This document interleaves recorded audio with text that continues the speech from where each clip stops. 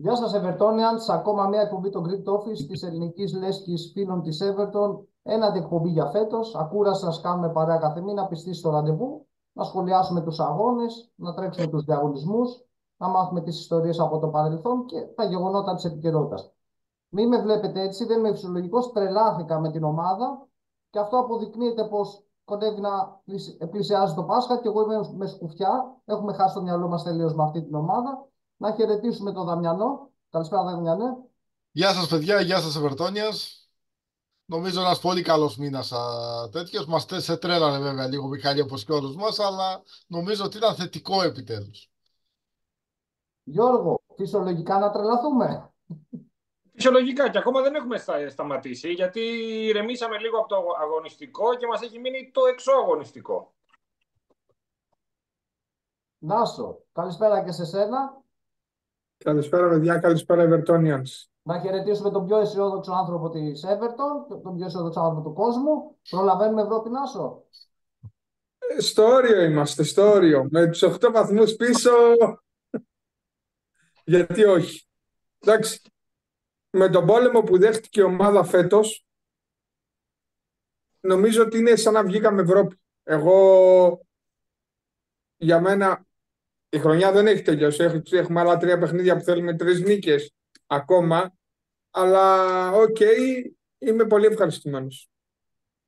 Και πώς να μην είμαστε, αφού άλλη μια χρονιά καταφέραμε και δραπετεύσαμε, παίρνοντας σημαντικά αποτελέσματα όλο τον Απρίλη. Κάτσε να το βγάλω κι εγώ, να δείξω ότι είμαι σοβαρός παρουσιαστής. Αρχικά ξεκινήσαμε, θέλω να αρχίσουμε λίγο τα αγωνιστικά, παιδιά, να πούμε τα ευχάριστά μας πρώτα. Ξεκινήσαμε το μάτς με την Μπέρνλι. Μία νίκη με 1-0, με ένα γκολ που μας το έστειλε ο Θεός, οι θεοί του Goodison Park το έστειλαν, κερδίσαμε 1-0. Δαμιανέ, ένα σχόλιο για το μάτς αυτό θέλω. Νομίζω ότι είναι από τα μάτς που αρχίσαν να δίνουν ψυχολογία σιγά σιγά στην ομάδα. Δηλαδή, κερδίζεις 3 βαθμούς με ένα γκολ, εντάξει. Σωστά η πίεση του Κάλβερτ Λιού είναι σε εκείνο το σημείο, αλλά τυχερό, ας μην το κάνω. Θα μπορούσε κάλλιστα να πάει έξω, να πάει οπουδήποτε η μπάλα. Το ότι πήγε γκολ ήταν λίγο τύχη. Νομίζω όμως ότι ήταν από τα παιχνίδια που σιγά σιγά άρχισαν να δίνουν ψυχολογία στην ομάδα για την εξέλιξη του μήνα. Θεωρείς, Γιώργο, εσύ ότι η απόδοσή μας δικαιολογούσε, ρε παιδί μου, σου άρεσε για μάτς που παίζεις με την Μπέρνλι, σχεδόν υποβιβασμένη, και πρέπει να το πάρεις. Σου άρεσε η εικόνα που είχαμε? Όχι, η εμφάνιση ήταν πολύ άσχημη, δεν ήταν καθόλου καλή εμφάνιση. Δηλαδή και πιστεύω ότι άμα εξαιρέσουμε το γκολ που μπήκε όπως μπήκε, δεν είχαμε δείξει τίποτα άλλο. Στην ουσία ήταν μια φάση, ένα γκολ, τυχερό γκολ. Απλώς όμως επειδή είχαμε δει από τότε που γύρισε και η ομάδα και από τη διακοπή, βλέπαμε συνέχεια άσχημες εμφανίσεις και κάποια μάτσα όπως και με την Jets του 6-0, αυτό που μας ένοιαζε ήταν μόνο οι 3 βαθμοί. Έτσι λοιπόν δεν μίλησε κανένας για εμφάνιση και ασχοληθήκαμε όλοι ότι πήραμε τουλάχιστον τους 3 βαθμούς που θέλαμε. Νάσο, το μάτς δεν κοιμάθηκε σε καλό επίπεδο από απόδοση, αλλά γενικότερα για μένα ήταν ένα μάτς που άρχισε να βαράει κουδουνάκια, καμπανάκια, ότι σοβαρευτείτε λίγο παίκτες, πέφτουμε. Πιστεύω ότι άμα δεν ήταν αυτό το τυχερό γκολ, ούτε καν θα είχαμε σκοράρει. Εσύ πώς το λες αυτό? Δεν ξέρω, ήταν η νίκη μετά από 14 παιχνίδια. Πόσα παιχνίδια είχαμε να κερδίσουμε? 12 νομίζω. Ήταν μια νίκη η οποία έτσι όπως ήρθε, επαγγελματική νίκη, ότι δεν βάζαμε γκολ και ότι δεν παίζαμε καλό ποδόσφαιρο, δεν μπορεί να αναιρέσει ότι μας πίεζε η Μπέρνλι και ούτω καθεξής. Δεν έκανε τίποτα και η αντίπαλη ομάδα. Πήραμε τη νίκη, επαγγελματική νίκη 1-0. Το γκολ ήρθε έτσι όπως ήρθε. Δεν έχει καμία σημασία. 3 βαθμοί ήταν ένα καλό κομμάτι για να ανέβει η ψυχολογία, πιστεύω, των παιδιών, των παικτών. Όχι τόσο κρούει τον κόδυνα του κινδύνου, όσο το ότι εντάξει, μπορούμε. Χωρίς καλή εμφάνιση πήραμε τη νίκη. Το δήλωσε και ο Ντάις, νομίζω, ότι παρά δεν παίξαμε καλό ποδόσφαιρο, δεν ήταν καλή εμφάνιση, αλλά πήραμε τους 3 βαθμούς. Ήταν αρκετό.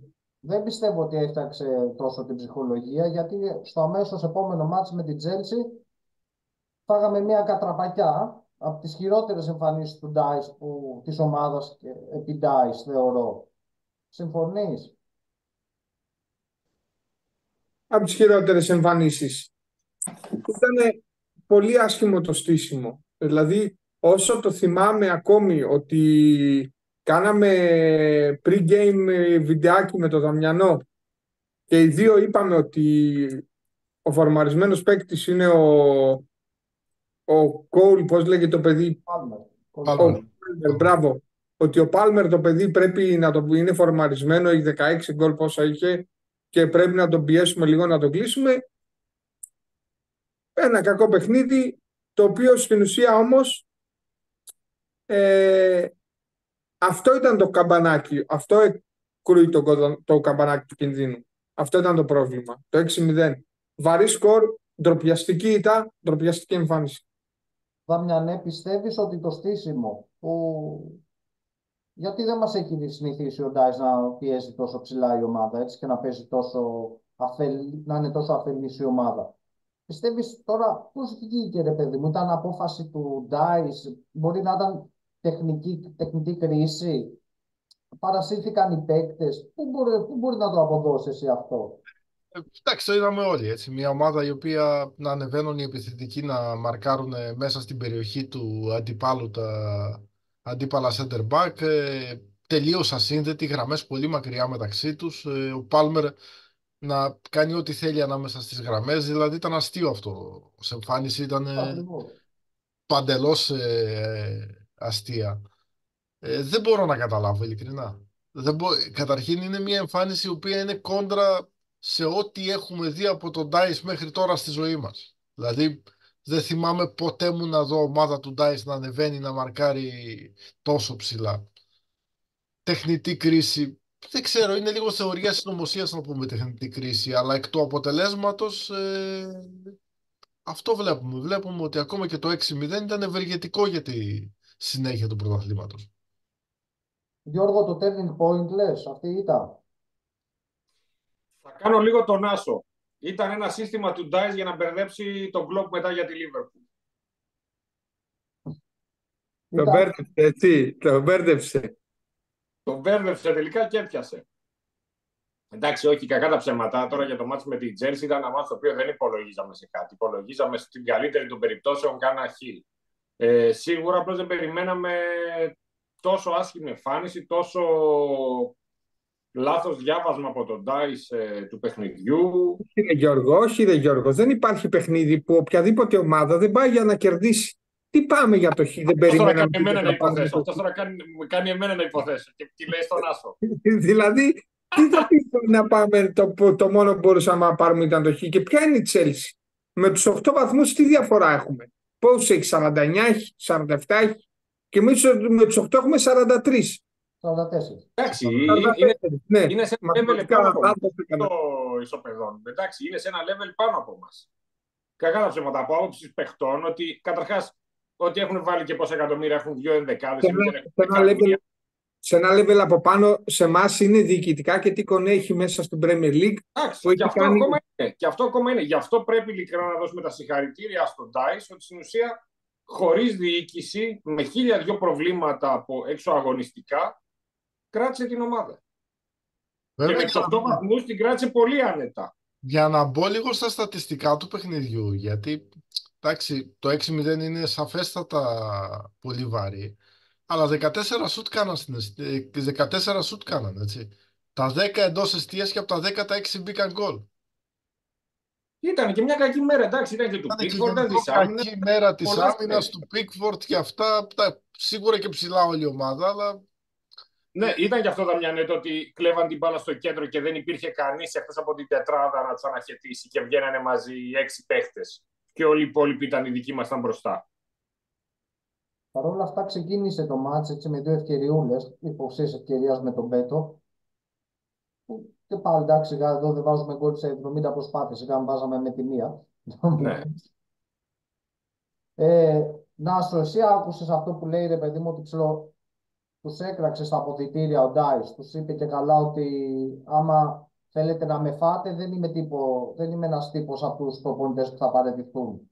Αυτό επισήμως δεν το έχω δει κάπου πέρα από τα διάφορα οπαδικά site της ομάδας μας και στο εξωτερικό.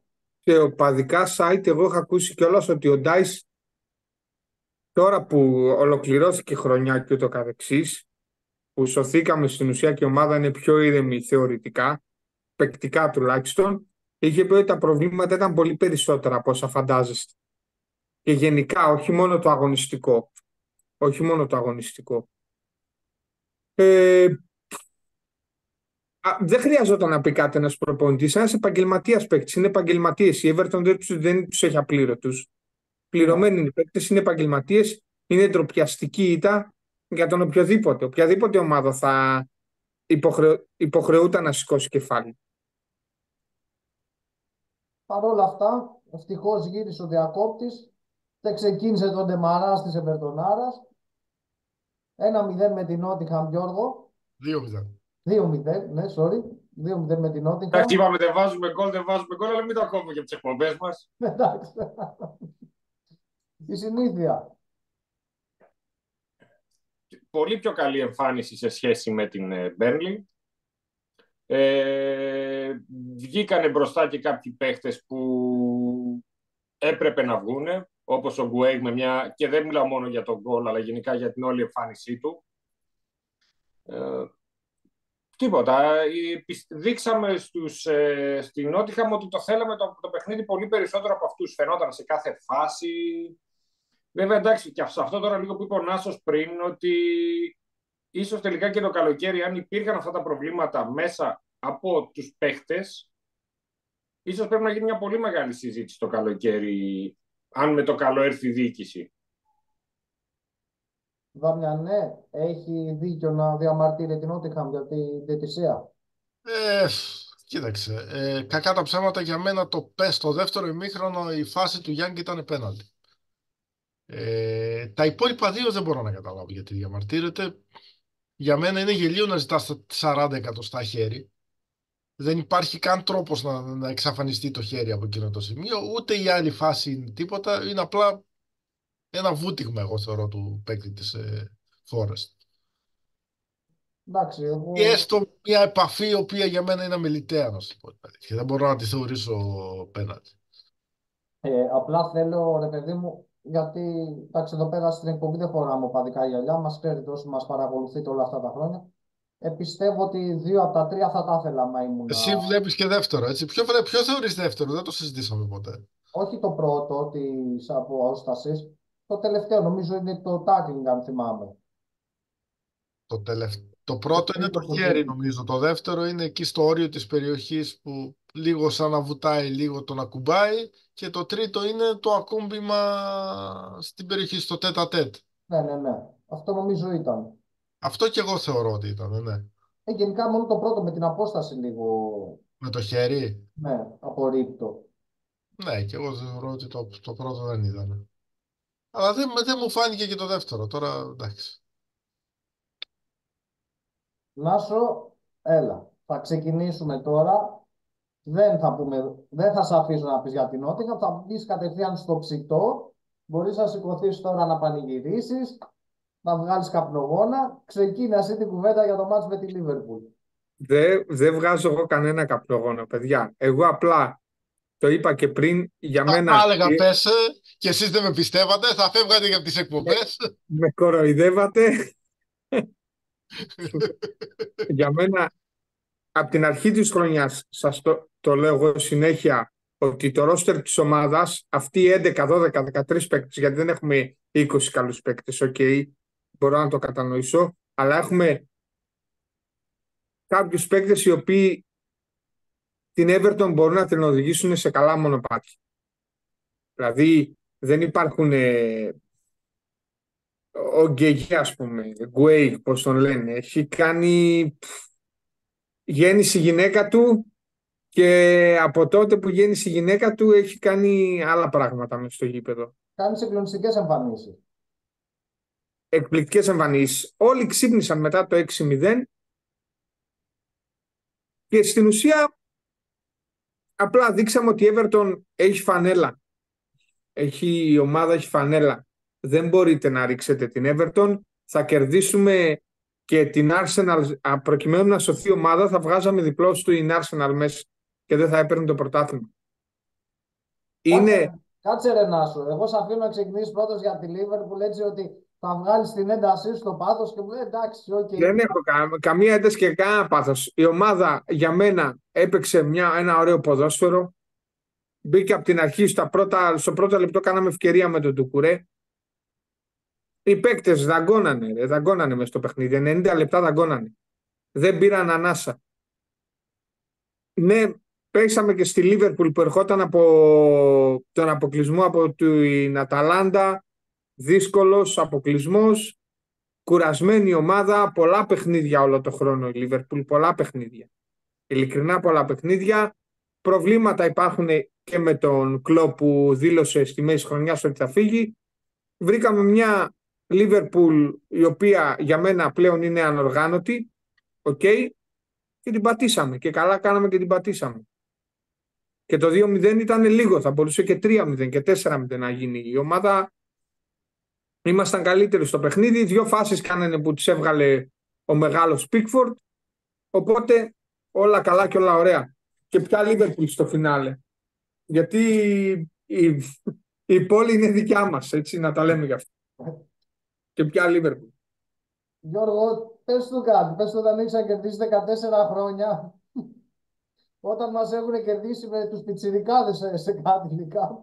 Έχουν κερδίσει μάλλον τα πιτσιρίκια τους. Αυτό είναι αλήθεια. Εντάξει, πιστεύω ότι αυτή η νίκη ήταν γενικά για... όχι μόνο οι 3 βαθμοί, ήταν στην ψυχολογία του κόσμου που 14 χρόνια δεν έχει καταφέρει να κερδίσει τη Λίβερπουλ εντός έδρας. Ήταν μία νίκη ψυχολογίας στον κόσμο που μέσα στην πόλη είχε πλέον, δηλαδή δεν φαινότανε. Καλή ώρα όπως ο Νάσος τώρα που λίγο εξαφανίστηκε, έμοιασε πίσω με τον Ονανά. Ήταν γενικά μια απίστευτη νίκη, τη χρειαζόμασταν. Ήταν ένα μεγάλο boost στο ψυχολογικό κομμάτι της ομάδας, του κόσμου. Ήταν λίγο το ξέσπασμα μετά από τόσα χρόνια που περιμέναμε όταν ήρθε ο Μωσήρη και ξαφνικά αντί να πηγαίνουμε καλύτερα, πηγαίνουμε χειρότερα, με οικονομικά, με το να βλέπουμε κάθε μέρα στις εφημερίδες πράγματα για την Everton, τα οποία όλα είχαν να κάνουν με το οικονομικό κομμάτι. Ήταν μια νίκη δικαίωσης. Δάμια, ναι, ήταν, θεωρείς, ανεξάρτητα του και με τον αντίπαλο και μέσα και ο αντίπαλος, η σημαντικότερη νίκη φέτος. Ναι, Αν είναι η υπολογίσουμε νίκη ότι... που αγαπάει πιο πολύ ο κόσμος, θα το πω έτσι. Ναι. Ακόμα και σε μια σεζόν να κερδίσεις τους πάντες, εγώ νομίζω ότι η νίκη επί της Λίβερπουλ έχει άλλη βαρύτητα. Για μένα περισσότερο, το έγραψα και σε άρθρο μου, για μένα είναι περισσότερο ανακούφιση. Δεν μπορώ να δεχτώ ως Evertonian η Everton που εγώ αγάπησα και εγώ θυμάμαι από τη δεκαετία του 80 να έχει να κερδίσει 14 χρόνια τη Liverpool μέσα στο Goodison Park. Μέσα στο Goodison, έτσι στο Anfield έχουμε κερδίσει. Το αντιλαμβάνομαι περισσότερο ως ανακούφιση παρά ως κάτι που με γεμίζει ιδιαίτερη χαρά. Θεωρώ ότι να μην ξανάρθουν πλέον τέτοιες περιόδους, δηλαδή να κάνουμε τις νίκες μας, να μπορούμε πλέον να τους κοιτάμε στα μάτια. Δηλαδή αυτή είναι η λογική μου εμένα. Δεν μπορώ να δεκτώ τη Liverpool να είναι 5 level πάνω από μας. Θέλω κάποια στιγμή να μπορώ να την κοιτάμε στα μάτια. Εν τω μεταξύ, συγγνώμη που σας διακόπτω, παιδιά, πόσο ηρωνικό να το πω, πόσο περίεργο είναι αυτό που ντέρμπι πόλης, οι οπαδοί το θέλουν σαν τρελή, πολύ σημαντικό και είναι το πιο φιλικό, το πιο φιλικό ντέρμπι όλου του κόσμου, ρε παιδί. Είναι υγεία αυτό. Εγώ το χαίρομαι πραγματικά. Δεν χρειάζεται. Είναι υγεία, 100% είναι υγεία. Δεν το συζητάμε. Τον άνθρωπο που μένει στη διπλανή πόρτα γιατί υποστηρίζει άλλη ομάδα. Αλλά ρε παιδί μου, πόσο σημαντικό λες και παίζαμε, δεν ξέρω κι εγώ γιατί. Και η άβρα του Goodison Park, ο κόσμος πώς φωνάζει, αυτό που πριν λίγο το παίζαμε, πρέπει επιτέλους να ανέβουμε. να ανέβουμε. Ήρθε η ώρα. Ήρθε η ώρα για την αντεπίθεση. Εγώ το θεωρώ σημαντικό το μάτς με τη Liverpool, γιατί πέρα το ότι είναι derby, πέρα τους πάει μια κατάρα, γιατί κατάρα ήταν, έτσι. Ότι και στις καλές σου που ήσουν και επιμόγες και επί άλλων προπονητών και φορμαρισμένους και αυτοί χωρίς κλοπ και στα κάτω τους, δεν υπήρχε περίπτωση να κερδίσεις. Αρχικά έσπασε η κατάρα και γενικότερα, παιδί μου, πήρε τόσο καύσιμο που θεωρώ ότι γενικότερα και ακολούθησε και η νίκη που θα πούμε παραπέρα, ότι σαν να ξεμπέρδεψε με την παραμονή ότι αφού κέρδισε τη Λίβερπουλ, όλα τα μάτια και εγώ θα τα πάρει. Ναι, εντάξει, ήταν και φοβερό ψυχολογικό boost για την υπόθεση τέτοια, έτσι, για την υπόθεση το να σωθούμε. Που εντάξει, βέβαια το είχε πάει σε πολύ καλό επίπεδο με την νίκη επί της Νότιχαμ, αλλά κερδίζοντας και τη Λίβερπουλ ήταν τελειωμένη η ιστορία. Και συνεχίστηκε Με ακόμα μια νίκη με την Μπρέτφορντ. με ακόμα μια Παιδιά, sorry λίγο, Μιχάλη. Για μένα η πιο σημαντική νίκη της χρονιάς ήταν, αν θυμάμαι καλά, η νίκη μετά που φάγαμε τους μείον 10 βαθμούς και νομίζω ήταν με την Nottingham Forest εκτός έδρας, το 0-1. Ή αυτό ή το επόμενο μάτς που είχαμε κερδίσει τη Newcastle 3-0. που κάναμε το Ντεμαράζ. Που κάναμε τον Ντεμαράζ, που κάναμε τις 4 νίκες στη σειρά. Νομίζω πρέπει να ήταν μέσα στη Nottingham, το 0-1. Η Νότιχαμ είναι η πρώτη νίκη από τις τετράδες, είναι εκτός. Μετά με το που φάγαμε το μείον 10, για μένα εκείνη ήταν η πιο σημαντική νίκη. Γιατί ξαφνικά βρίσκεσαι στα τάρταρα και σε εκείνη τη νίκη μετά κάνεις 4 νομίζω σερί νίκες. Ναι. Εκείνο με τον Νότιχαμ, παιδιά, ειλικρινά. Εγώ με τη Liverpool το βλέπω σαν 3 βαθμούς. Εντάξει, σίγουρα καλή αντιπαλότητα, αλλά εκείνο ήταν που η ομάδα ανέβηκε πάρα πολύ.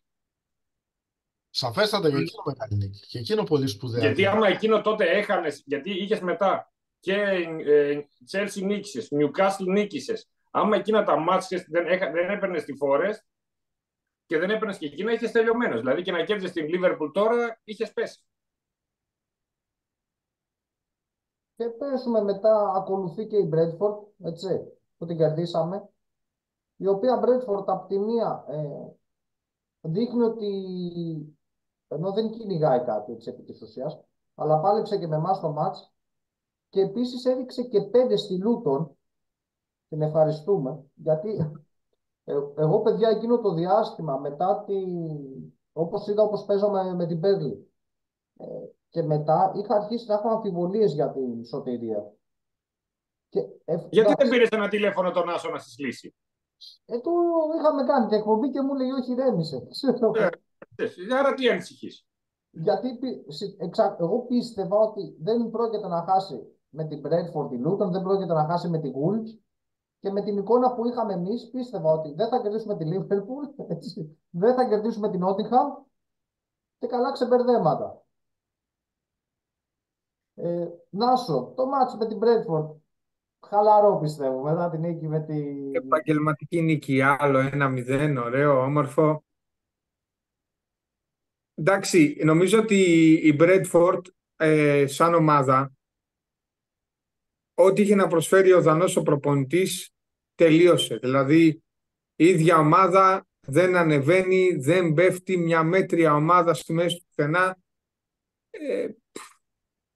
Δεν εύκολη νίκη, ωραία νίκη. Στην ουσία είχε, και να μην κερδίζαμε, είχε σωθεί η ομάδα. Απλά τα τελευταία 4 εντός έδρας παιχνίδια τα κερδίσαμε με 0 παθητικό. Πολύ σημαντικό επίσης αυτό. Συνολικά πόσα είναι, 14 ή 12 τα clean sheets, οι νίκες με... 12 είναι οι νίκες με 0 παθητικό.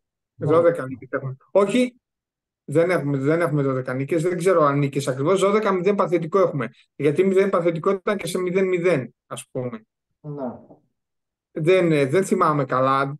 Έχουμε 12 νίκες. Κάναμε 12 νίκες, ρε. Και λέει και εσύ έλεγες... Κάναμε 12 νίκες, ναι, βέβαια κάναμε 12 νίκες. Ναι. Αλλά έχουμε νίκη που φάγαμε γκολ, δεν έχουμε? Νομίζω όχι. Νομίζω όλα είναι clean sheet. Chelsea, έχουμε το 1-2, ρε. 1-2 κάναμε, ποιον κερδίσαμε 1-2? Είχαμε φάει γκολ από την Brentford. Ναι, έχουμε τέτοιο. Έχουμε, ναι, νομίζω βλακεία είπα, ξέρω, και από την Τέλος πάντων, ότι το Goodison Park τα τελευταία χρόνια δεν ήταν η έδρα κάστρο, πώς το λένε. Και η Κοτσί Μαρία σε κέρδιζε. Ο Ντάις έβγαλε ταυτότητα στην ομάδα. Παιδιά, αργά ή γρήγορα το Goodison Park έγινε δύσκολο, δεν κερδίζουν εύκολα. Δηλαδή και τα μάτς που χάσαμε δεν τα χάσαμε στο Goodison Park. Η Luton στην αρχή της χρονιάς, η Luton που έβγαλε ένα διπλό και η Fulham που έβγαλε ένα διπλό ήταν τα πιο τυχερά παιχνίδια. Ναι, ναι. Τιμόταν ο Θεός και τα παίρνανε. Το λέγαμε. Καλά, ειδικά με τη Fulham ήταν. Ρε Δαμιάνε, να σε ρωτήσω κάτι που μου έκανε εντύπωση τώρα με την Bradford. 12 παιχνίδια χωρίς γκολ. Να το πω αυτό, το είδα τώρα στα στατιστικά. Να σου πω ρε Δαμιάνε, πες μου, εντάξει, οκ, σωθήκαμε, οκ, ευχαρούμενοι όλοι, ευτυχισμένοι, κερδίζει την Bradford, αλλαγές, γιατί πάλι όχι. Ο κανόνας του, ότι δεν βλέπει κανέναν, δεν βλέπει τον Ντανζούμα, δεν βλέπει τις πιτσιρικάδες. Θα πρέπει να το δεκτούμε με τα μειονεκτήματά του. Δηλαδή, εγώ βλέπω ότι είναι ένας προπονητής ο οποίος δεν μπορεί να είναι τρομακτικά επιδραστικός στην ώρα του παιχνιδιού. Είναι καλός προπονητής, στείνει καλά την ομάδα, φτιάχνει καλά αποδυτήρια, κερδίζει τα παιχνίδια, πετυχαίνει τους στόχους του, μάλιστα με παίκτες χαμηλότερης σχετικά ποιότητας. Σίγουρα έχει τις αιμονές του και τα κολλήματά του και για μένα δεν είναι επιδραστικός από τον πάγκο. Δηλαδή, αν ένα παιχνίδι του στραβώσει, δεν θεωρώ ότι μπορεί εύκολα να το αλλάξει.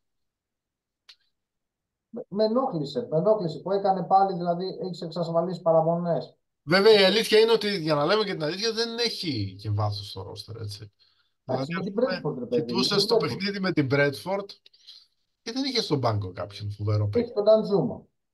Μόνο τον Ταζούμα. Δηλαδή, άμα κοιτάξεις. Δεν ήταν Ζούμα. Ο Ντανζούμα έχει να παίξει από το Δεκέμβρη. Ρε παιδιά, είναι έχει ένα πολυεργαλείο στον πάγκο που παίζει όλες τις θέσεις. Ξεκινάμε με το βασικό. Από τέρμα έως φορ. Η αυτού υψηλό της Μάικλ Κιν. Παίζει τα πάντα. Δηλαδή, άμα δείτε τώρα. Δεν είναι επιδραστικός αυτός που πήρε ένα center back και τον έχει κάνει φορ. Δηλαδή, άμα δούμε στο παιχνίδι με την Bradford, έχει 2 τερματοφύλακες στο τέτοιο. 2 τερματοφύλακες στον πάγκο, το Virginia και το Lonergan. 3 Δαμιανέ, ο Κιν παίζει και τέρμα. Τον Κιν και τον Ανανά που το βάζει, τον Αντρέ Γκόμες που δεν το βάζει και μετά έχει 4 πιτσιρίκια. Το Hunt, το Warrington, τον Metcalf και τον. Όχι, το Metcalf. Ναι, Metcalf και τον Ντανζούμα. Τον Ντανζούμα δεν τον βάζουμε στα πιτσιρίκια, άκυρο. Και ο Ντανζούμα, ρε παιδιά. Δηλαδή, εντάξει, δανεικός. Να γίνει η αγορά του δεν θα γίνει. Το Γενάρη πάλεψε να πάει στη Λιόν. Δεν έφυγε για τους χύψη λόγου. Okay. Είχε τραυματιστεί. Τι να τον βάλουμε να παίξει και τι είμαστε εμείς ίδρυμα. Κουτσί στον Άγιο Παντελεήμονα. Όχι, ρε παιδιά. Δεν είχε να κάνει αλλαγές, δεν έκανε. Ο Γκόμες επίσης φεύγει το παιδί. Θα έπρεπε να βάλει τους μικρούς και μαθηματικά δεν είχαμε σωθεί. Δηλαδή και αυτός παίζει το μάρι του. Ρε, τι ο Γκόμες είναι να φεύγει και το ξεκινάει βασικός εκτός αμάτς ο Γκόμες και τώρα τον έπιασα να μην το βάλει ούτε αλλαγή. Παιδιά, στην αλλαγή που έγινε στο παιχνίδι που ξεκίνησε βασικός, δεν ξέρω σε ποιο ήταν, στο 1-0 ήταν με την Νότιχαμ. Ήταν, νομίζω με την Μπέρλι. Με την Μπέρλι ποιο ήτανε, που τον έκανε αλλαγή, δεν του έδωσε καν το χέρι μετά, παιδιά. Δεν ξέρω, δείτε το. Ο Ντάις δεν έδωσε το χέρι, ο Γκόμες πήγε να το δώσει. Ναι. Του χτύπησε την πλάτη ο Γκόμες. Του χτύπησε την πλάτη ο Γκόμες. Εντάξει. Εκεί ήθελα να καταλήξω, Νάσο, γι' αυτό ξεκίνησε. Και με τη Φόρεστ ξεκινάει βασικός ο Γκόμες, έτσι. Ο Γκόμες, όσο και να λέμε, εντάξει, μπορεί να το λέμε για το συμβόλαιο που έχει, ότι δεν έχει προσφέρει με βάση το συμβόλαιο του. Εάν αυτός ο παίκτης μείνει με λιγότερα λεφτά, για μένα είναι πολύ καλός, πολύ σημαντικός παίκτης. Δεν θα μείνει με λιγότερα λεφτά. Δεν θα μείνει με λιγότερα λεφτά. Εντάξει, το καλό, δεν το συζητάμε. Δεν το θέλω. Αυτά πληρώνει η Everton, αυτά πληρώνει. Με τον Κούμαν, ο Κούμαν δεν τον έφερε αυτό να. Με τον Κούμαν δεν ξεκίνησε. Τον είχαμε κάνει ανανέωση μετά όμως. Τον κάναμε ανανέωση χωρίς τον Κούμαν. Με τον Μπραντς μετά έγινε ανανέωση. Πάντως αυτό μου δείχνει, ρε παιδί μου, ότι έχει. Γι' αυτό μπορεί να είχε στραβώσει λίγο το κλίμα και να γίνει και κουβέντα μετά την Chelsea, ότι έχει τους 13 δικούς του, 14, δεν βλέπει κανέναν άλλο. Φύγετε όλοι. Σε φάση έτσι πιστεύω ότι θα το πάει το καλοκαίρι, αν μείνει. Και έτσι και έχουμε διοίκηση. Γιατί άμα δεν έχουμε διοίκηση, πάλι τον Νταντζούμα θα έχουμε. Πώς γίνεται να μην έχουμε διοίκηση, ρε παιδιά? Πώς γίνεται? Όπως Κάποια τώρα. στιγμή. Παιδιά. Λοιπόν, πριν 1,5 μήνα η Premier League κάνει τη συνάντηση στο Τσάι και Συμπάθεια με του 777 Partners και έθεσε κάποιους όρους. Για να πάρεις την ομάδα πρέπει να κάνεις αυτά. Τους έχουν εκπληρώσει ήδη τους όρους. Δεν ξέρω γιατί. Ο τελευταίος όρος δεν έχει εκπληρωθεί ακόμα. Περιμένουμε. Είμαστε στο. Ναι, αλλά έχει πάρει την Έχει να παράταση. πληρωθεί το δάνειο της MSP όμως. Ναι, αλλά έχει πάρει παράταση το δάνειο της MSP. Καλά, εντάξει, αλλά μην νομίζω ότι είναι και χρόνια. Δηλαδή κάποιοι μέχρι πιστεύω τα μέσα Μαΐου είναι η παράταση. Κάπου Θα τα δούμε λίγο αυτά και τα διοικητικά και τα εξωαγωνιστικά. Για την ώρα, παιδιά, κάνουμε ένα ήρεμο διάλειμμα, αφού ξεχαρμανιάσαμε με τη χαρά μας, έτσι. Να πάμε για να δούμε το quiz, που είναι το τελευταίο quiz. Στο επόμενο γίνεται η κλήρωση. Ο παίκτης που ζητήσαμε την προηγούμενη φορά ήταν ο Τζιμπρίλ Σιντιμπέ, ο Γάλλος. Στα μέρη μας. Το παιδί με τις κάλτσες. Το παλιό μου παλτό το χαρίζω σε σένα. Συνεχίζω. Ναι. Φέτος το δώρο θα είναι η φανέλα του 1995. Είπαμε την επόμενη εκπομπή κλήρωση. Και πάμε τώρα στο τρενάκι του Λούνα Πάρκ, το πάνω κάτω. Είχαμε την αφαίρεση από τις αρχές Απριλίου 2 ακόμα βαθμών. Έτσι, τους 8. Να κάνουμε έφεση Δαμιανέ. Τι λέγανε, θυμάσαι που έβγαιναν και έλεγαν τι θα κερδίσουμε άμα κάνουμε έφεση. Είναι ένα θέμα που τέθηκε και μετά αφού εξασφάλισε τη σωτηρία της η ομάδα και μετά αν πρέπει όχι να γίνει η έφεση. Οι ειδικοί, τέλος πάντων κάποιοι έμπειροι δημοσιογράφοι όπως ο Άλαν Μάιερς που είναι ένας δημοσιογράφος του Sky Sports και παλιός διοικητικός της Everton, και εγώ τον εμπιστεύομαι πολύ στην άποψή του, λέει ότι δεν υπάρχει φόβος για επιπλέον αφαίρεση βαθμών, συνεπώς μόνο να κερδίσεις έχεις από την έφεση. Και νομίζω ότι στην πραγματικότητα το χειρότερο που μπορεί να είναι, που μπορεί να πάθεις είναι απλά να μην σου επιστραφεί τίποτα. Καλύτερο είναι να γυρίσεις ένας βαθμός ή και 2 ακόμα και να κερδίσεις κάποια θέση στη βαθμολογία, το οποίο σημαίνει περισσότερα λεφτά. Περισσότερα χρήματα με βάση βάση βαθμολογία, ναι. Αυτό ακριβώς. Γιατί όντως κάθε θέση στην Πρέμιερ πληρώνει χρυσάφι παραπάνω. Αλλά φαντάζομαι μην πούνε τίποτα τώρα. Δεν έχω φοβηθεί κι εγώ. Δεν μπορώ να κάνουμε έφεση και να φοβάμαι να μας ρίξει παραπάνω, ξέρω εγώ. Πόσους παραπάνω θα μας ρίξουν, βρε Μιχάλη? Πόσους παραπάνω? Δεν μπορούν. 8 μας έχουν ρίξει. 8 με 10. Πειραματόζου μας έχουν κάνει φέτος. Πειραματόζου. Παιδιά. Και άλλους 6 να σας αφαιρέσουν, πάλι δεν θα πέσει η ομάδα. Πολεμάτε την Everton όσο θέλετε. Premier League θα παίζουμε εμείς. Δεν υπάρχει άλλος δρόμος για την Premier League. Ακόμα και το -6 είναι πολλά χρήματα χαμένα. Γιατί με την πριμοδότηση των ομάδων, άμα είχες αυτούς τους 8 βαθμούς, είναι πολύ περισσότερα χρήματα από ό,τι θα πάρεις. Δηλαδή σκέψου ότι ο πρώτος παίρνει για το πριν πρωταθλήματος παίρνει γύρω σε 172 εκατομμύρια λίρες. Εσύ να υπολογίζεις ότι μπορεί να πάρεις και κανένα 100 εκατομμύρια λίρες. Και τώρα μπορείς να πας στα 80. Μα αυτή τη στιγμή με τους βαθμούς που μας λείπουν, δηλαδή με τους τέτοιους, είμαστε πάνω από την Brighton. Έτσι. Με τους 8 βαθμούς αντί για 36 θα ήμασταν στους 44. Θα ήμασταν ισόβαθμοι με την Brighton. Να πούμε η πριμοδότηση δεν γίνεται με το τι βαθμολογική θέση, με πόσους βαθμούς έχεις κατακτήσει. Με βάση το βαθμό πηγαίνει. Δεν το ξέρω, μπορεί να έχεις δίκιο σε αυτό, δεν είμαι σίγουρος. Άρα λοιπόν αυτοί οι 8 βαθμοί και ακόμα να μην κέρδιζα καμία βαθμολογική θέση, χάνω χρήματα. Εν τω μεταξύ να πω ρε παιδιά ότι αυτό που μου κάνει εντύπωση ότι γενικότερα και από την προώθηση που έχει η ομάδα μας στο ίντερνετ, στις εκπομπές του, σε φίλους της Αγγλίας που παρακολουθούν το αγγλικό ποδόσφαιρο, το θαύμα της Brighton, ο Σίλβα, ο Γαλλός ο προπονητής και τι ωραία ομάδα η Fulham, Και άμα είχαμε τους βαθμούς μας, θα ήμασταν το ίδιο πράγμα που μας έχουν ότι ο Ντάις και η αναχρονιστική και εντάξει, αυτά είναι τέτοια θέματα για μια άλλη εκπομπή. Ναι, είναι μια πολύ μεγάλη συζήτηση αυτό, Νάσο.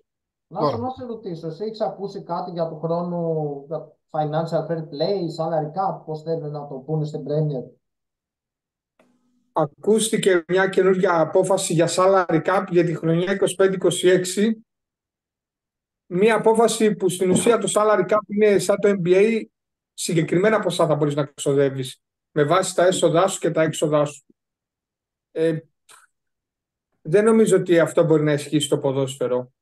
Δεν είναι μόνο σαν το NBA, μόνο το αγγλικό ποδόσφαιρο δεν παίζουν άλλο. Δεν θα μπορέσουν ομάδες του Champions League να κυνηγήσουν την Paris Saint-Germain που ξοδεύει χρήματα, τη Real, την Barcelona και το καθεξής.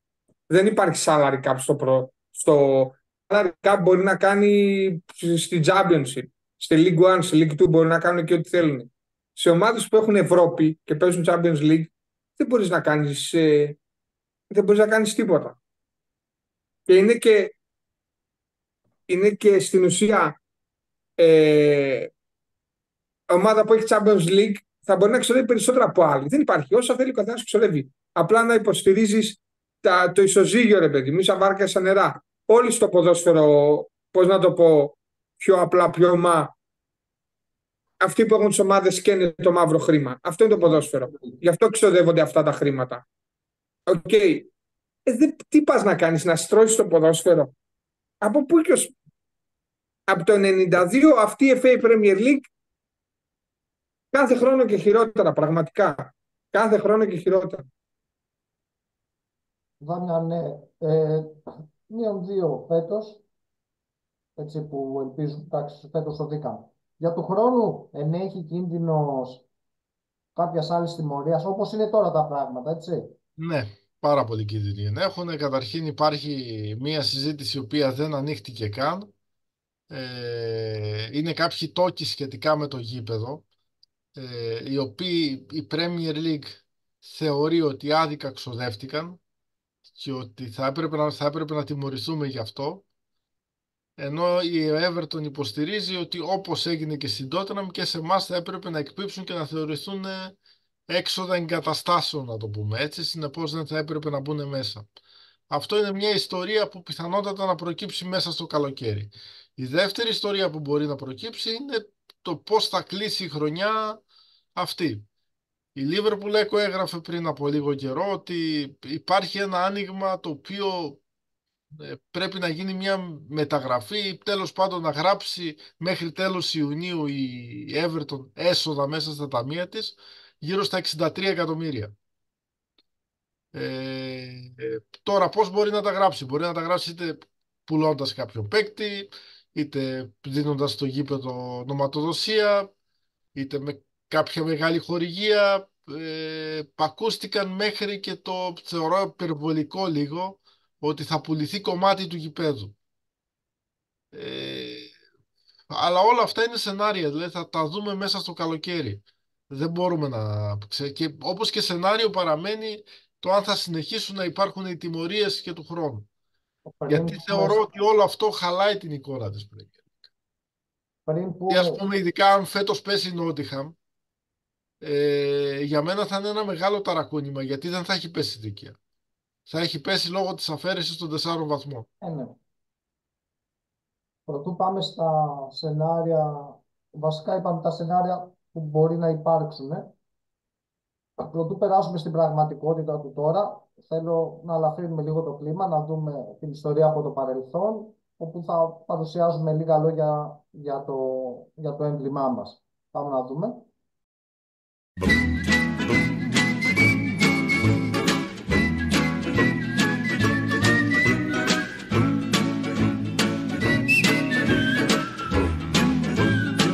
Σήμερα θα πούμε λίγα λόγια για την ιστορία του εμβλήματος της Everton. Το πρώτο επίσημο εμβλήμα της Everton, που ήταν στη φανέλα μας, χρονολογείται από το 1920, την εποχή που στην Everton έπαιζαν παίκτες όπως ο Bobby Parker και ο Sam Greyjoy. Εκείνες τις μέρες το έμβλημα της ομάδας περιλάμβανε με άσπρα γράμματα τα αρχικά EFC, δηλαδή Everton Football Club, μπλεγμένα μεταξύ τους πάνω σε μπλε ασπίδα. ήταν ένα έμβλημα που παρέμενε με απουσία μία σεζόν για μια δεκαετία στη φανέλα της ομάδας, πριν εξαφανιστεί για 40 ολόκληρα χρόνια. Όμως, ενώ δεν υπήρχε έμβλημα στις φανέλες που φορούσαν οι παίκτες στις δεκαετίες του 40, του 50 και του 60, η ομάδα είχε ένα έμβλημα που την αντιπροσώπευε. Ένα έμβλημα που ήταν το πρότυπο για πολλά από τα σχέδια που ακολούθησαν. Δημιουργήθηκε το 1938. Υπεύθυνος για το σχεδιασμό του ήταν ο τότε γραμματέας της ομάδας Θεο Κέλλη, που κλήθηκε να σχεδιάσει ένα έμβλημα που θα μπορούσε να χρησιμοποιηθεί στις επίσημες γραβάτες της ομάδας. Παιδευόμουν για 4 μήνες, είπε ο Κέλλη, και τότε σκέφτηκα να χρησιμοποιήσω αυτό το φάρο. Έτσι χαρακτήρισε τον πυργίσκο του πρίγκιπα Ρούμπερτ, που βρίσκεται ακόμα και σήμερα στην καρδιά της περιοχής που λέγεται Everton στην πόλη του Λίβερπουλ. Έτσι, ο πυργίσκος του πρίγκιπα Ρούμπερτ, συνοδευόμενος από το σύνθημα της ομάδας, τον Νίλ Σάτι στη Sea Optimum, εμφανίστηκε στις γραβάτες του Κέλλη και του τότε πρόεδρου της ομάδας, Green, την πρώτη μέρα τη σεζόν 1938-39. Παρόλο όμως που κυκλοφορούσε σαν έμβλημα στα γραφεία και στις αίθουσες συνεδριάσεων, δεν υπήρχε κανένα έμβλημα οποιοδήποτε τύπου στη φανέλα της Everton μέχρι το 1972, όταν τα λευκά γράμματα των αρχικών της ομάδας πέρασαν ξανά στη φανέλα τοποθετημένα διαγώνια. Αυτό διήρκησε για 4 σεζόν πρωτού απλοποιηθεί πάρα πολύ το 1976. Το 1978 ο πυργίσκος του πρίγκιπα Ρούμπερτ μπαίνει για πρώτη φορά στη φανέλα της Everton, μαζί με τα 2 δάφνηνα στεφάνια. Από τότε υπήρξαν αρκετές παραλλαγές στο έμβλημα, το 1982, το 1983, το 1991, το 2000 και φυσικά, όπως θα θυμόσαστε οι περισσότεροι, το 2013, που οι αντιδράσεις του κόσμου στην τότε αλλαγή του εμβλήματος οδήγησαν σε ψηφοφορία ανάμεσα σε 3 πιθανά εμβλήματα, ώστε να υιοθετηθεί τελικά το 2014 το σημερινό έμβλημα της ομάδας.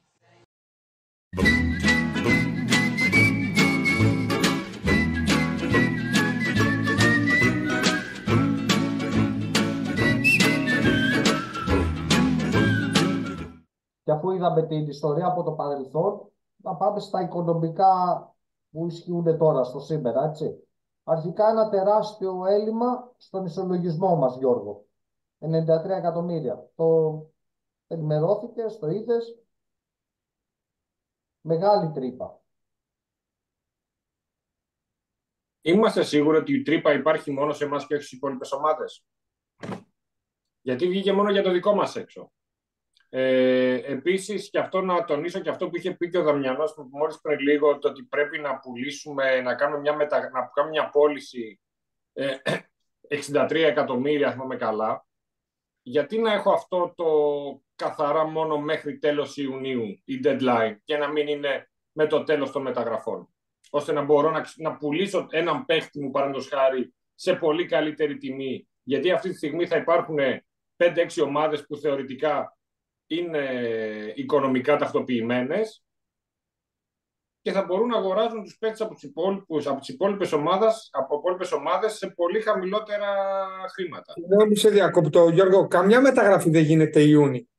Καμιά ομάδα δεν ανακοινώνει παίκτη Ιούνι. Το Ριτσάρλσον, αν θυμάμαι καλά, το είχαμε δώσει στις 30 Ιουνίου. Είχε κλείσει μεταγραφή. Δεν ξέρω, τώρα έχει και Euro. Ποιος ασχολείται? Απλώς να σου το θέμα είναι ότι αυτά τα 63 πρέπει να είναι μέχρι 30 Ιουνίου να μπουν τα χρήματα μετά. 93 εκατομμύρια ευρώ έλλειμμα, σας τα ζητήσαμε. Ζητάμε δανεικά. Από μένα προσωπικά όχι. Και να ζητήσω δεν είναι εταιρεία, ρε φίλε. Φτιάχνω το γήπεδο, μου φάγαν το τσιμέντο, δεν ήταν σαν το δεν θα σας ζητήσουν. Απλώς αν πούμε του χρόνου πάρε κι άλλους μείον 5. Να σωρευτικά πάνε 500 εκατομμύρια, έτσι. Δεν είναι επεξεγέλαση τα ποσά.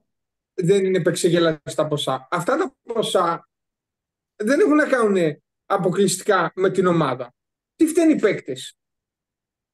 Τι φταίει ο σύλλογος? Άσε το άδικο και το δίκιο, ρε φίλε.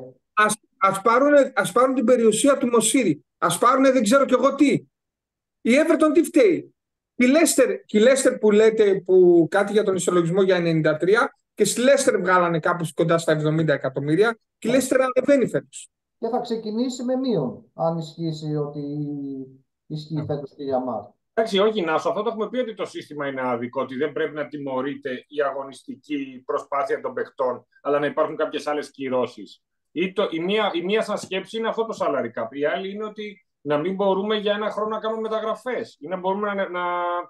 Δηλαδή υπάρχουν πολλές τέτοιες σκέψεις που γίνονται. Σε αυτό που λες, δεν μπορούμε να κάνουμε μεταγραφές. Λύουν 10 συμβόλαια και έχω 11 παίκτες. Με τι θα παίξω? Πώς θα παίξω, άμα δεν μπορώ να κάνω μεταγραφές? Σε αυτό πάλι θα σου πούνε ότι μπορείς να κάνεις μεταγραφές για να έχεις μέχρι 20 παίχτες. Ναι. Πάλι υπάρχουν Καμία λύσεις λογική. αυτό. Έτσι, ωραία. Θα κάνω μεταγραφές με το. Είναι πολύ πιο λογικό από το άλλο. Να σου ψάχνεις λογική, έτσι, σε ένα τέτοιο, σε έναν θεσμό, έτσι, στην Premier League, που μου φαίνεται ότι δεν τα πάει και πολύ καλά με τη λογική από τις τιμωρίες που έχει δώσει φέτος. Το τι είναι σωστό και το τι είναι λάθος, βεβαίως το δίκαιο είναι ο ιδιοκτήτης να πληρώσει κάτι, να μην έχει μειώσει μισθό. Παιδιά, πριν λίγο το είπαμε. Η ομάδα παίρνει 170 εκατομμύρια το χρόνο, 160, 150, θα μας δώσει 80 η Premier League για τους θέσεις και τους βαθμούς που θα πάρουμε. Ας κρατήσει από αυτά 40, 50 και προχωράμε. Δηλαδή, χρωστάμε, λέμε 63 είμαστε μέσα, 70 είμαστε μέσα, 93 μέσα. Τα λεφτά του Premier League κρατήστε. Ότι είμαστε 63 εκατομμύρια δεν σημαίνει ότι δεν έχουν πληρωθεί αυτά τα χρήματα. Έχουν πληρωθεί αυτά τα χρήματα. Στον ισολογισμό είμαστε αρνητικοί. Δεν χρωστάμε, έχουμε απλήρωτο το γήπεδο, έχουμε απλήρωτους παίχτες. Στην ουσία δεν είναι ότι δεν τα έχουμε δώσει. Τα έχουμε δώσει. Απλώς στον ισολογισμό βγαίνουμε αρνητικοί. Άρα και πρέπει να μπουν κεφάλαια μέσα στην ομάδα ώστε να έρθει ο ισολογισμός. Μπορεί να γίνει αυτό που λέγαμε και πριν ξεκινήσουμε να γράφουμε την εκπομπή, με μια πώληση ενός αστεριού. Έτσι, όσους έχει Everton. Αλλά γενικότερα μαζεύεται πολύ το χρέος. Θανατική ποινή η φάση ή πουλάς ή πεθαίνεις. Για 20 εκατομμύρια σου βάλαν 10 βαθμούς μείον. Που 20 εκατομμύρια στην Αγγλία τα έχουμε ξανασυζητήσει. Ήτανε πουλάω τους κόνους του γηπέδου και εξοφλάω. Παιδιά, λίγο πιο σοβαρά τα πράγματα.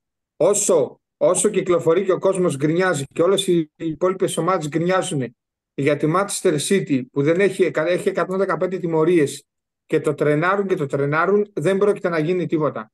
Θα ακούμε πάλι ιστορίες για γρίους και δεν μπορούν να κάνουν κάτι τέτοιο.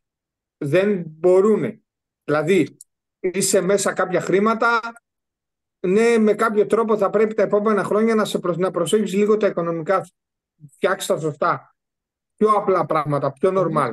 Εμείς σε 5 χρόνια έχουμε 500 εκατομμύρια χρέη έχουν δημιουργηθεί σωρευτικά. Σε 5 χρόνια έχουμε 500 εκατομμύρια χρέη. Όχι χρέη. Σε 500 εκατομμύρια στον ισολογισμό μας. Γιατί φτιάχνουμε καινούριο γήπεδο. Η West Ham δεν είχε τέτοια πράγματα. Όχι. Η West Ham πήγε σε δημόσιο γήπεδο. Δημοτικό, τι είναι το Ολυμπιακό στάδιο του Λονδίνου. Δεν έδωσε τίποτα. Σε παρόμοια κατάσταση με εμάς ήταν η Tottenham που έφτιαξε γήπεδο. Ναι, αλλά που ήταν σε χρόνια τα οποία δεν υπήρχαν financial fair play, δεν υπήρχαν τίποτα όταν το κάναν το γήπεδο. Και εμείς απλώς πέσαμε στο πολύ bad timing. Και κυρίως είναι αυτό τώρα ότι αυτό πως λες, δηλαδή υπάρχουν 115 περιπτώσεις από την Manchester City, το οποίο δεν ξέρουμε πότε θα εκδικαστεί, το οποίο ότι βλέπεις ότι η Manchester City έχει αυτή τη στιγμή 30 παίχτες οι οποίοι παίζουν άνετα σε όλη την Αγγλία σε βασικότατη και παίρνει κανονικά τρόπαια. Και εμείς αυτή τη στιγμή δεν μπορούμε να πάρουμε ούτε παίχτη από Ελλάδα. Λένε φήμες ότι έκλεισε και το πακέτα της West Ham, ότι έχει αγοράσει και το πακέτα. Αυτό είναι το θέμα. Εντάξει, κοίταξε, είναι αυτό που πες πριν για την Premier League. Αυτή τη στιγμή η Premier League, ότι κάτι πρέπει να γίνει από την Ομοσπονδία, γιατί άμα εξαιρέσεις τους Αμερικάνους ιδιοκτήτες που κοιτάζουν τον έναν ισολογισμό, που είναι επενδυτές, που θέλουν να βγάλουν χρήματα, όλοι οι άλλοι που έχουν έρθει, που ήταν παλιότερα οι Ρώσοι, που είναι τώρα οι Κινέζοι, που είναι οι Σαουδάραβες και όλα αυτά, αυτοί πάνε καθαρά και μόνο για ξέπλυμα χρήματος. Δεν πάνε για επένδυση. Αυτή τη στιγμή οι ομάδες που είναι κερδοφόρες είναι μόνο αυτές που είναι σε Αμερικάνους ιδιοκτήτες. Που θεωρώ, γιατί οι Αμερικάνοι έχουν μια άλλη νοοτροπία στην επένδυση. Λέμε τώρα για τη Λίβερπουλ και όντως έχουν δίκιο οι Λιβερπούλιας που γκρινιάζουν ότι αυτοί έχουν πέσει κόντρα σε μια Manchester City που σκοπάει απίστευτα χρήματα χωρίς να τα παίρνει ποτέ πίσω, ενώ ο Αμερικάνος ο δικός τους δεν κάνει καν μεταγραφές σε σχέση με τις ανάγκες που έχει η Λίβερπουλ στα τρόπια, στις διοργανώσεις που παίζει, γιατί κοιτάζει ο άνθρωπος να βγάλει κέρδος τέλος του χρόνου. Έχουν και αυτοί τα δίκια τους. Τέλος πάντων, θα δούμε πώς θα πάει. Και να πω σήμερα ότι, παιδιά, ότι εγώ ξύπνησα σήμερα, είχε συννεφιά και δεν είχε, τα 3 εφτάρια δεν είχαν να πληρώσουν. Εκεί είδα μια στην Κομοτηνή, τι έγινε σήμερα, πώς ήταν το πράγμα, Εδώ είχα να πληρώσω. Είχαν τι λεφτά ώρα. οι άνθρωποι, πληρώσανε κανονικά, δεν ήταν τέτοιο. Και ήλιο κιόλας, εξαστεριά, δεν ήταν. Πολύ καλή μέρα. Αύριο τι θα μας Θεσσαλονίκη, πει. Γιώργο, δεν ξέρω τι έγινε εκεί. Μήπως Τώρα πληρώνουν, βλέπω τι πληρώνουν. κάνουν. Έφυγε το ένα το εφτάρι, μείναν τα δύο τώρα, διαβάζω εγώ εδώ. Για να το πάμε λίγο στα πιο σοβαρά, η ιστορία έχει καταντήσει λίγο αστεία. Δηλαδή θεωρώ ότι μιλάμε καταρχήν για μια εταιρεία η οποία έχει δώσει 200 εκατομμύρια για μια ομάδα που δεν είναι δικιά της. Ε, πρέπει να εκπληρώσει κάποιους όρους οι οποίοι για μένα είναι λίγο δύσκολο να εκπληρωθούν, από την άποψη ότι τους ζητάς να δεσμεύσουν άλλα 150, άλλα 160 εκατομμύρια σε ένα πολύ μικρό χρονικό διάστημα. Και δέχεται και έναν, πιστεύω, δεν θα πω τίποτα παραπάνω, θα πω απλά έναν ύποπτο πόλεμο από διάφορους δημοσιογράφους και από διάφορα κέντρα τύπου. Δηλαδή αυτό το ότι αντιμετωπίζουν προβλήματα, δεν μπορούν, δεν κάνουν. Όμως οι άνθρωποι κάθε λίγο λεφτά βάζουν και έχουν φτάσει να δώσουν ένα γιγάντιο ποσό. Δεν μπορώ να το καταλάβω από πού προέρχεται και πώς λέγεται και με ποια βάση. Αν μας ανησυχεί αυτό που βγήκε για την αεροπορική της εταιρεία, δείχνει κάτι για το μέγεθος. Ε, δεν μπορώ να πω σίγουρα. Ίσως ότι αντιμετωπίζουν κάποια προβλήματα στις επιχειρήσεις τους, αντιμετωπίζουν. Είναι δεδομένο, το έχουμε δει. Αλλά μιλάμε μια εταιρεία με ένα χαρτοφυλάκιο το οποίο έχει ασφαλιστικές εταιρείες, έχει 2-3 αεροπορικές εταιρείες, έχει 5-6 ομάδες, έχει και εγώ δεν ξέρω τι, ας πούμε. Έχει κατασκευαστικές εταιρείες, δηλαδή έχω δει ένα σωρό πράγματα. Τώρα πόσες εταιρείες πάνε καλά, πόσες πάνε άσχημα, τι αποθέματα έχει, τι αποθέματα θέλει να ρίξει, δεν είναι τόσο εύκολο να τα δούμε και να πούμε ότι είναι καλή η κατάστασή της, είναι κακή. Όποιος τα λέει έτσι στο τέτοιο, νομίζω ότι κοροϊδεύει τον εαυτό του και εμάς, ας πούμε. Γιώργο, να σε ρωτήσω, ρε φίλε, κάτι. Τώρα μπορεί να ακουστεί βλακεία, απλά το μυαλό μας, όλων εμάς των Evertoniών, παίρνει περίεργες τροφές. Παίζει να είναι καθυστέρηση να προέρχεται από τον ίδιο τον Ουσμάνο, περιμένοντας να δει πώς θα δρομολογηθούν τα πράγματα στη Ρωσία, αν ανοίξουν, αν λήξει ο πόλεμος, αν πάψουν οι κυρώσεις, όλα αυτά. Κοίταξε, σαν σκέψεις υπάρχουν πάρα πολλές. Και αυτά που έχουμε δει τα τελευταία χρόνια με την Everton, που ψιαζόμαστε και σκεφτόμαστε τα πάντα. Σκεφτόμαστε, ναι, μπορεί να είναι αυτό. Σκεφτόμαστε ότι μπορεί να υπάρχει ένας άγνωστος χ από πίσω επενδυτής και να βάζει αυτός δημοσιογράφους να γράφουν εναντίον από τα εφτάρια. Μπορεί ακόμα να είναι και από τα ίδια τα εφτάρια ότι θέλουν να πάρουν την ομάδα αφού εξασφαλιστεί ότι θα παραμείνει στην κατηγορία. Γιατί αν πάνε την πάρουν την ομάδα πεσμένη, ίσως να χρειαστεί να δώσουν λιγότερα λεφτά. Πολλά παίζουν ρόλο. Σίγουρα δεν έχουμε την πληροφόρηση που πρέπει. Μάλλον με τους δημοσιογράφους στο νησί δεν υπάρχει λογική. Και όπως είπε και ο Δαμιανός, υπάρχει με λίγο Άλαν Μάγερς και μαθαίνουμε τέτοια πραγματάκια πιο σοβαρά. Υποψιαζόμαστε τα πάντα. Ό,τι και να ακουστεί δεν μου προκαλεί εμένα κάποια εντύπωση. Δηλαδή, πολλές φορές συζητάμε και λέμε, λες να συμβαίνει αυτό, και λες μετά, ναι, ρε, τελικά όντως μπορεί να έχει γίνει και αυτό. Εντάξει, μιλάμε τώρα για μια εταιρεία όπως είναι η Everton με ένα τζίρο απίστευτο. Δεν μιλάμε για ένα καινούριο γήπεδο, μιλάμε για πάρα πολλά δισεκατομμύρια. Υποψιαζόμαστε τα πάντα. Νάσο, υπάρχει στο μυαλό σου η πιθανότητα να μην ολοκληρωθεί η αγοραπολισία? Μετά από τόσο διάστημα που έχουν δώσει λεφτά, που και εμείς είμαστε ακόμα στο σκοτάδι. Δεν μπορώ να καταλάβω τι γίνεται. Εγώ θεωρώ, εγώ σαν Evertonian, από τα λίγα που έχω διαβάσει που ασχολούμαι λίγο με το αγγλικό ποδόσφαιρο και λίγο ένα ωραίο κείμενο που διάβασα πρόσφατα, η Everton ήταν από τις πρώτες μεγάλες ομάδες, ήταν το Big Five τότε, η Everton, Manchester, Liverpool, Tottenham και Arsenal, που τότε έγινε σωστά η FA Premier League το 1992. Δεν μπορώ να καταλάβω τι γίνεται και η Everton ζει τέτοιο πόλεμο. Υπάρχει τέτοιο τέτοια κατάσταση σε αυτή την ομάδα.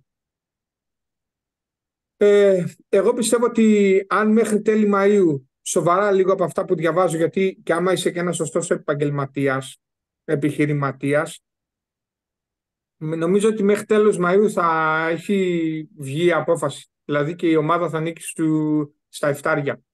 Είναι δεδομένο. Πέρασαν ό,τι λέγαμε, ξέρω εγώ, σαν μύθο, σαν ιστορία, ό,τι ακουγότανε, πάει. Θα πέσει η ομάδα, δεν θα πέσει. Τώρα η ομάδα σώθηκε. Όπως είπε και ο Δαμιανός, κάποια από τα 4 πράγματα που ζήτησαν, τα 3 έχουν καλυμμένα. Το τελευταίο με τα πολλά τα χρήματα τα ζητάνε σε πολύ μικρό χρονικό διάστημα, δεν ξέρουμε τι μπορεί να γίνει. Θεωρώ ότι και σαν επιχειρηματίες αυτοί ψάχνουν το συμφέρον τους. Η Everton είναι μεγάλη ομάδα, το γήπεδο είναι καινούριο. Πολλά λεφτά, πολλά χρήματα. Νομίζω ότι τελειώνει η ιστορία, παιδιά, το βάσανο μας τελειώνει. Και θα ξεκινήσουμε τους καλοκαιρινούς μήνες με ωραίο όραμα και καλή διάθεση. Δαμιανέ, παίζει κάτι πες που τα ψάχνεις περισσότερο, στον ορίζοντα, σαν εναλλακτική, κάποιοι άλλοι επενδυτές? Εμφανώς όχι. Ακούγονται διάφορες φήμες. Υπάρχει ένα site, όχι δεν είναι site, είναι και site μάλλον, αλλά κυρίως δραστηριοποιείται στο Twitter, το The Escan, αν έχετε ακούσει, ο οποίος ασχολείται κυρίως με τα χρηματοοικονομικά του ποδοσφαίρου και είναι Evertonian από όσο ξέρουμε. Που βγήκε και είπε τις προάλλες που έλεγες και εσύ ότι δεν είχαν πληρώσει τα εφτάρια και τα τέτοια, ότι η ομάδα είναι ασφαλής και δεν υπάρχει πρόβλημα. Δηλαδή άφησε ένα σαφές υπονοούμενο ότι κάτι κρύβεται από πίσω το οποίο δεν το ξέρουμε. Κάποια εταιρεία, κάποιος άλλος επενδυτής, και θα είχε μία λογική αυτό, να κρύβεται κάποιος άλλος από πίσω. Θα το δούμε όμως στην πορεία, δεν μπορούμε να είμαστε σίγουροι γι' αυτό. Δεν θα μπορούσε, Δαμιανέ, σε αυτή τη φάση και τα 3 εφτάρια να λέγανε θα περιμένουμε να δούμε, γιατί είναι λογικό άλλο να αγοράσει ομάδα Championship και άλλο Premier League. Ότι το τερνάρουν και αυτοί από μόνοι τους. Το τερνάρουν και αυτοί από μόνοι τους. Και αυτό ήταν μια πιθανότητα σοβαρή, ναι. Υπάρχουν πάρα πολλές πιθανότητες, το έλεγε και ο Γιώργος προηγουμένως, υπάρχουν πάρα πολλές πιθανότητες στο τραπέζι αυτή τη στιγμή. Δεν μπορούμε να ξέρουμε τι ισχύει. Δηλαδή, εκ του αποτελέσματος και πάλι ασφαλή συμπεράσματα δεν θα βγάλουν το τι έχει γίνει στην όλη ιστορία. Είναι περίεργα οικονομικά παιχνίδια. Πάντως μου κάνει μεγάλη εντύπωση αυτός ο πόλεμος που δέχονται τα εφτάρια. Δηλαδή δεν ξέρω κάποια άλλη εταιρεία να έχει βάλει 200 εκατομμύρια σε μια ομάδα χωρίς να είναι δικιά της και να δέχεται τόσο έντονο πόλεμο. Ας ελπίσουμε μέχρι την άλλη εκπομπή, που θα είναι και η τελευταία για τη σεζόν, έτσι να ανακοινώσουμε ευχάριστα και να μην χρειάζεται να γυρίσουμε από τις παραλίες να κάνουμε έκτακτες εκπομπές για τίποτα ειδικής διαχείρισης συνθήκες της ομάδος. Και έρανο. Παιδιά, φτάσαμε στο τέλος της εκπομπής μας και σήμερα. Σας κουράσαμε, ήταν λίγο μαραθώνια, αλλά τρέχουν εξελίξεις. Ήμασταν 4 και είχαμε και αρκετούς αγώνες, περισσότεροι επιτυχημένοι και είχαμε χαρά που θέλαμε να μοιραστούμε μαζί σας. Εσείς συνεχίστε να ενημερώνεστε για όλα τα νέα μέσα από το site το greektalkis.gr, που μπορείτε να βρείτε τους λογαριασμούς μας εκεί στα social media. Facebook, Instagram, Twitter. Να ενημερώσουμε ότι είναι μεγάλη χαρά να γνωρίζουμε νέους Evertonians, να τους κάνουμε μέλη αυτής της παρέας. Δεν έχουμε εγγραφή, δεν έχουμε συνδρομές και είμαστε μοναδικοί λέσχοι στην Ελλάδα ίσως που το κάνουμε αυτός χωρίς άλλον σκοπό πέραν από το να μαζευτούμε όλοι οι Evertonei, ξέρω εγώ, να απολαμβάνουμε τα παιχνίδια της ομάδας μας. Η εγγραφή στη λέσχη μας μόνο προνόμια μπορεί να σας αποφέρει. Να ευχαριστήσουμε όσους συμμετέχετε στα quiz μας. Με μεγάλη χαρά το κάνουμε και τα δώρα που δίνουμε. Καλή επιτυχία σε όλους. Να ευχαριστήσουμε εσάς που βλέπετε τις εκπομπές και μην ξεχνάτε να κάνετε εγγραφή και να πατήσετε το καμπανάκι για να ενημερώνεστε πρώτοι για τις νέες εκπομπές. Θα χαιρετήσω τον Δαμιανό. Γεια σου Μιχάλη, γεια σας Evertonians. Θα χαιρετήσω τον Γιώργο. Γεια σου Μιχάλη, γεια σας Evertonians. Να σου ευχαριστούμε και εμείς, σε χαιρετώ. Γεια σας παιδιά. Καλό βράδυ Evertonians.